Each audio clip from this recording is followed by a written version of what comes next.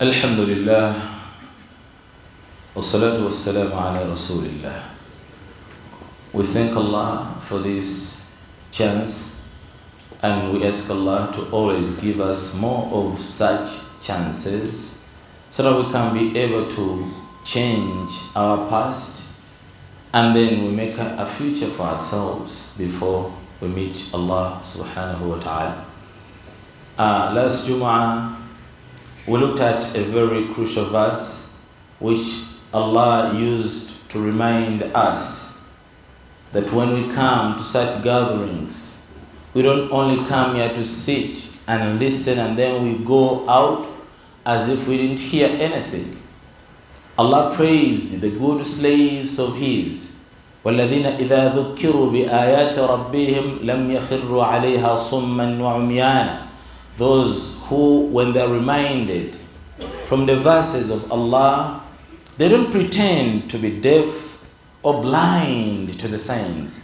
So Allah wants us every time when you see the sign from Allah, or you hear, or you're reminded about a sign of Allah, you respond, you heed the message.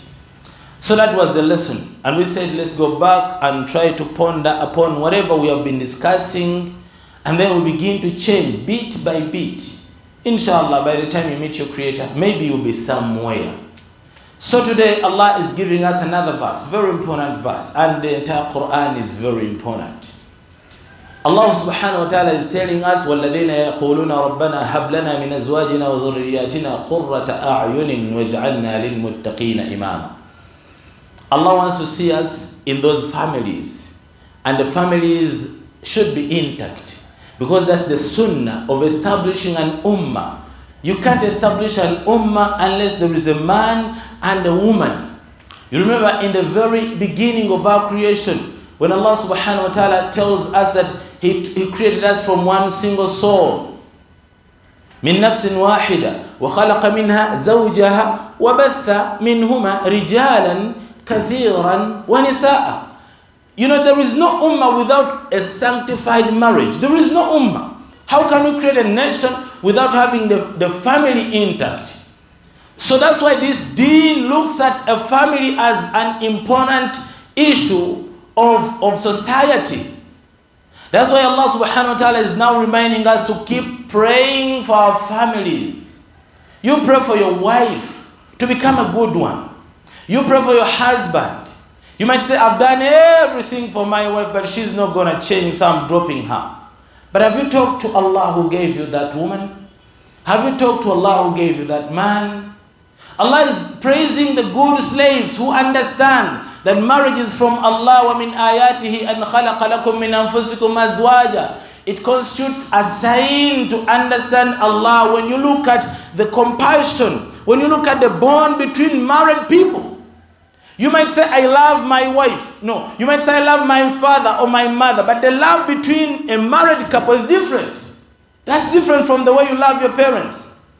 So there is a sign to understand Allah subhanahu wa ta'ala when we look at that kind of relationship in marriage. So Allah is telling us to go and pray for it. Don't give up on your wife. Don't give up on your husband. It was a blessing from Allah to give you that husband or wife. Many people are looking for husbands, they can't find them. Many people are looking for wives, they can't find them. So if Allah gave you a chance to give you that wife, you need to call upon Him. هَبْ لَنَا مِنْ أَزْوَاجِنَا وَذُرِّيَّاتِنَا قُرَّةَ أَعْيُنٍ. Allah give us the coolness of our eyes and comfort when we look at our wives, when we look at our spouses. Give us tranquility in our eyes. Like when you look at your wife, you become happy and contented. That's a prayer that Allah is reminding us to do upon that. Because some of us have given up. You're planning to marry another one. The woman is planning a divorce. No one is now prepared to put the family together. You are not contented anymore. The person that you were craving for before marriage, you now see them as useless. After getting many children, her shape is now, in shambles. Now you say, no, she's no longer beautiful. Now you're comparing her with some other girls that are still intact, that have not produced yet. That's why you can never get contentment. Allah subhanahu wa ta'ala said, when my slaves, he was telling the Prophet, وَإِذَا سَأَلَكَ عِبَادِ عَنِّي فَإِنِّي قَرِيبٌ. When my slaves ask you about me, you tell them I'm so close to them. أُجِيبُ دَعْوَةَ الدَّاعِ. When they call upon me, I respond to the call of any supplicator. But Allah said, a condition, فَلْيَسْتَجِيبُوا لِي. They should respond to my ordainments. They should respond to my injunctions. There is a way that Allah wants you to behave in order for Him to answer your prayer. When you want to get contented with your wife at home, stop gazing at these strange women who are naked. Because your wife will never be beautiful when you're comparing her with somebody else, with other people that are younger than her. You will never get contented, young woman, if you're comparing your husband with a minister, with an MP. You'll never be contented.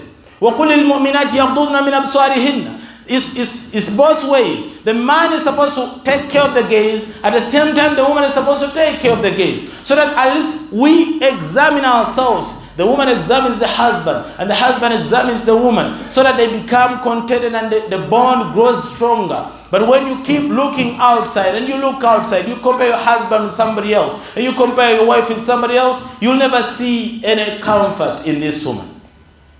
So Allah subhanahu wa ta'ala is saying, I'm going to answer those who are going to invoke upon me, but فَلْيَسْتَجِيبُوا لِي وَلْيُؤْمِنُوا بِي.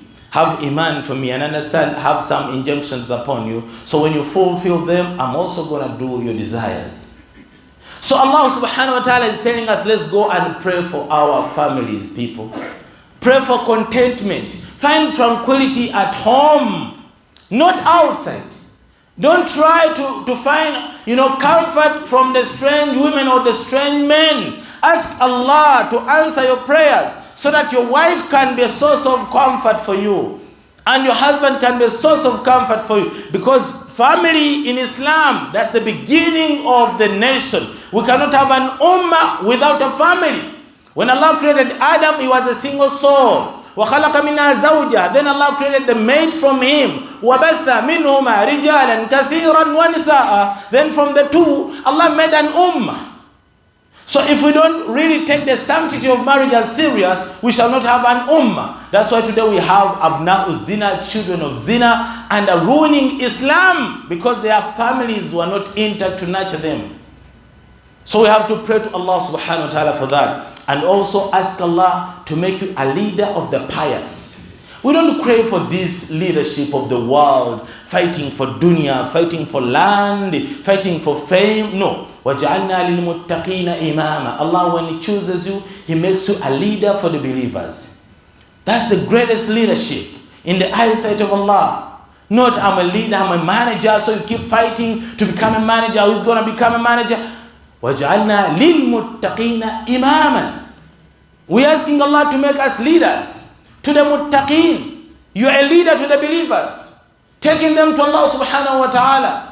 When Allah was talking about the children of Israel, Allah said, وَجَعَلْنَا مِنْهُمْ أَئِمَّةً يَهْدُونَ بِأَمْرِنَا لَمَّا صَبَرُوا وَكَانُوا بِآيَاتِنَا يُوقِنُونَ. The two credentials upon which Allah can choose someone to become a leader. Two credentials in the eyesight of Allah.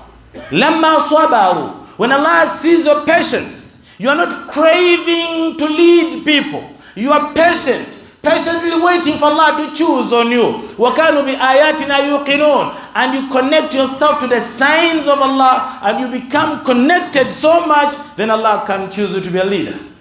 A leader, يَهْدُونَ بِأَمْرِنَا. You lead people by the command of Allah subhanahu wa ta'ala. But today the Muslims are fighting. I want to be the leader. I want to head this group. I want to head the Muslims. That's why we are ruining Islam, because we don't know how Allah chooses His leaders. So let's go back and make that prayer from Surah Al-Furqan. You ask Allah to really put your wife together back again, so that she becomes a source of comfort. And the wife also asks Allah to guide the husband if he's going astray, so that we can put our family together. Hence the ummah will come back together, inshallah ta'ala. وختاما أصلي وأسلم على سيدنا محمد حيث قال الله مخبرا وآمرا إن الله وملائكته يصلون على النبي يا أيها الذين آمنوا صلوا عليه وسلموا تسليما اللهم صل على محمد وعلى آل محمد كما صليت على إبراهيم وعلى آل إبراهيم إنك حميد مجيد. اللهم بارك على محمد وعلى آل محمد كما باركت على إبراهيم وعلى آل إبراهيم إنك حميد مجيد. وارض اللهم عن أئمة الحنفاء أبي بكر وعمر وعثمان وعلي وعن بقية الصحابة رضوان الله تعالى عليهم أجمعين. اللهم ربنا أرنا الحق حقا وارزقنا اتباعه وأرنا الباطل باطلا ولا تجعلنا أتباعه. ربنا آتنا في الدنيا حسنة وفي الآخرة حسنة وقنا عذاب النار. اللهم ربنا إنا نجعلك في نحور أعداء الإسلام ونعوذ بك من شرورهم. اللهم اكفنا شرهم بما شئت. اللهم اكفنا شرهم بما شئت. اللهم اكفنا شرهم بما شئت. اللهم ربنا إنا نسألك خير ما سألك منه عبدك ونبيك محمد صلى الله عليه وسلم وعبادك الصالحون ونعوذ بك من كل شر استعاذك منه عبدك ونبيك محمد صلى الله عليه وسلم وعبادك الصالحون. أنت المستعان وعليك البلاغ ولا حول ولا قوة إلا بالله والحمد لله رب العالمين. والصلاة